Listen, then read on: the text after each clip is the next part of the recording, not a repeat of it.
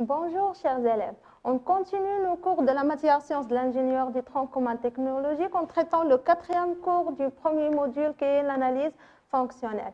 Afin d'appréhender cette démarche, notre cours s'appuie sur le plan suivant. On commence par une mise à jour, puis on définira la notion de l'analyse fonctionnelle. Par suite, on présentera le produit support qui est la tondeuse à gazon sur lequel on va appliquer cette démarche. Puis on parlera des outils de l'analyse fonctionnelle externe qui sont la bêta-corne et le diagramme des interactions. Et on parlera aussi des cahiers des charges fonctionnels.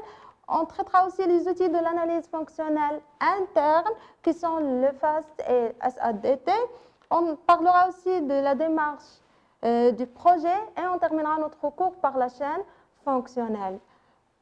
Pour concevoir ou étudier un produit, il est primordial d'avoir une vision claire des objectifs de son existence, de l'environnement dans lequel il peut évoluer, ainsi que les fonctions qu'il doit assurer. Aussi simple qu'elle soit, l'analyse fonctionnelle offre des outils assez puissants pour arriver à cette fin. En fait, la mise sur le marché d'un produit nécessite, avant le lancement du projet de production, une analyse du besoin. Cette analyse qui constitue la première étape du cycle de vie d'un produit, comme on a vu précédemment, commence par la saisie du besoin par le biais des idées, des études de marché ou des insatisfactions du client. Puis, on doit énoncer le besoin, c'est-à-dire le formuler d'une manière claire et nette. Et par suite, le valider pour décider sur la possibilité de continuer ou arrêter l'étude du projet visant à créer un nouveau produit ou améliorer un produit existant.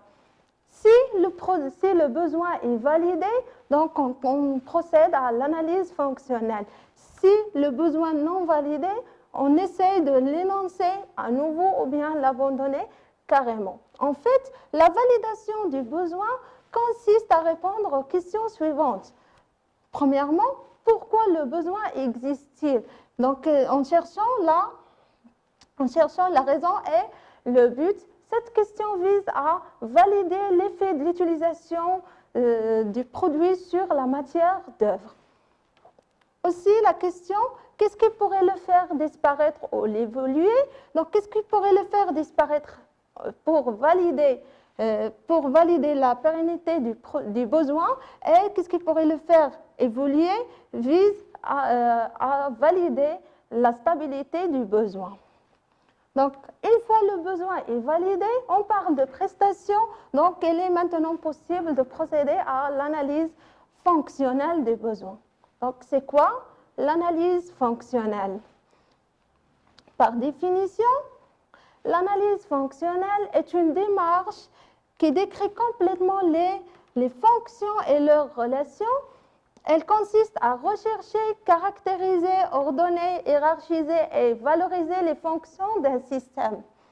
À ce stade, on se pose plusieurs questions. La première est à qui s'adresse l'analyse fonctionnelle? La réponse est assez simple, c'est que l'analyse fonctionnelle s'adresse au concepteur du produit. La deuxième question, quand on utilise l'analyse fonctionnelle, donc on trouve qu'on va découvrir par la suite que l'analyse fonctionnelle n'a de sens que si elle est menée au début du projet. Et la question la plus importante, c'est pourquoi l'analyse fonctionnelle? Donc la réponse est assez simple aussi, parce que l'analyse fonctionnelle permet d'éviter certains pièges classiques de conception tels que l'aveuglement ou manque d'objectivité et aussi mauvaise gestion des priorités. Donc, commençons par la suite à présenter le système sur lequel on va appliquer cette démarche qui est l'analyse, qui est la tondeuse à gazon. Donc, la tondeuse à gazon sans fil permet à l'utilisateur de couper l'herbe de gazon afin d'obtenir une surface herbue d'une hauteur régulière. Elle est aussi plus écologique parce qu'elle est électrique, donc moins polluante, aussi moins bruyante, facile à manier et nettement plus moderne. Donc, son système de guide-herbe garantit une coupe très précise et si batterie se recharge très vite est toujours opérationnel. Ce système se caractérise par une coupe très précise grâce à une lame en acier. Aussi, le moteur a une puissance minimale de 400 watts. Aussi, il se caractérise par une excellente maniabilité. Et il permet de collecter les déchets dans un bac de 50 litres. Et aussi, elle est utilisable en toute sécurité par des enfants à partir de 10 ans. Ces caractéristiques, on va y revenir lors de l'analyse fonctionnelle interne. Aussi, le système se compose par un moteur électrique qui entraîne la lame en rotation. Elle est alimentée par 2 batteries lithium ayant de 36 volts. Aussi, il se compose d'une lame en forme de pale d'aspirateur permettant de couper l'herbe et se caractérise aussi par 2 poignées permettant à l'utilisateur de pousser et diriger le système. On va aussi revenir à ces constituants lorsqu'on aura besoin.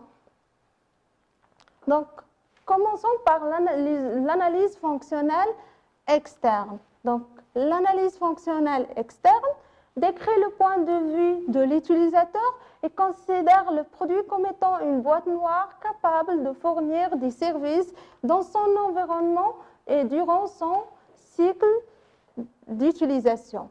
Donc, les outils de cette analyse, premièrement, on traite l'outil Betacorn. Donc, l'outil Betacorn, c'est un outil de l'analyse fonctionnelle qui permet d'exprimer le besoin fondamental de l'utilisateur pour un produit donné. Donc, pour élaborer ce diagramme, on se base sur les informations citées dans la présentation du système. Donc, on trace un cercle à l'intérieur duquel on note le nom du produit. Donc, dans notre cas, le produit, c'est la tondeuse à gazon sans fil. Donc, pour établir le diagramme Betacorn, on doit répondre à 3 questions. Premièrement, à qui le produit rend-il service? Donc, la réponse à cette question, on doit faire attention parce qu'on rend service à un être ou un groupe d'êtres et non pas à une chose.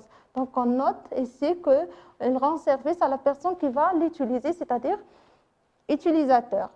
La deuxième question à se poser, c'est sur quoi agit-il?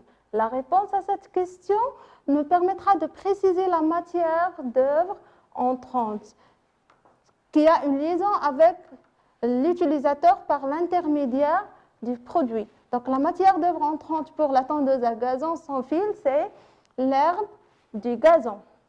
La troisième question, c'est dans quel but le produit existe? Donc, la réponse à cette question nous permettra de préciser la fonction globale du système. Donc, pour la tondeuse à gazon, c'est un système qui permet à l'utilisateur de couper l'herbe du gazon afin d'obtenir une surface herbue d'une hauteur régulière. Donc, les informations qu'on a citées ici, ce sont des informations tirées de la présentation du système. Donc, la Betacorn, ou bien le diagramme simple, ce diagramme simple est un outil pratique pour expliciter les besoins. Donc, elle sert de guide pour mener une analyse fonctionnelle des besoins. Aussi, pour énoncer ou bien pour formuler le besoin, on peut utiliser le modèle fonctionnel qu'on a traité précédemment lors de la modélisation des systèmes. Lorsqu'on a parlé de la modélisation des systèmes techniques en utilisant des actégrammes, mais les actégrammes, ce sont plus techniques que l'outil Betacorn. Le deuxième outil de l'analyse fonctionnelle externe, c'est le diagramme des interactions. Donc, c'est un outil utilisé pour identifier les fonctions d'un produit. Elle fait apparaître les relations entre le produit et les éléments du milieu environnant. Pour élaborer ce diagramme, on doit tout d'abord choisir la phase d'étude. Est-ce qu'on va étudier le système lors de l'utilisation ou le stockage ou l'entretien? Dans notre cas, on va l'étudier lors de l'utilisation. Deuxième chose à faire, c'est identifier les éléments du milieu environnant qui interagissent avec le produit. D'accord? Éléments 1, 2, 3, 4, 6, 5, 6, etc. Donc, jusqu'à ce qu'on termine les éléments qui interagissent avec le produit. Et là, donc, dans ce cas, pour la tondeuse à gazon, donc on a deux éléments qu'on peut tirer du diagramme bêta-corne. Ce sont l'utilisateur et le gazon. Aussi, on peut citer d'autres éléments tels que les voisins, les batteries, c'est-à-dire la source d'alimentation du système, et l'environnement, parce que la tondeuse à gazon va travailler dans plusieurs conditions. Donc, soit qu'on aura par exemple l'eau sur l'herbe du gazon, donc il va provoquer des problèmes. Donc, on va intégrer l'élément de l'environnement. Par la suite, on doit tracer les relations entre les éléments et le produit. Donc, la première relation qu'on peut tracer, c'est celle qu'on a dans le diagramme bêta-corne. C'est la relation qui relie l'utilisateur et le gazon par l'intermédiaire du produit.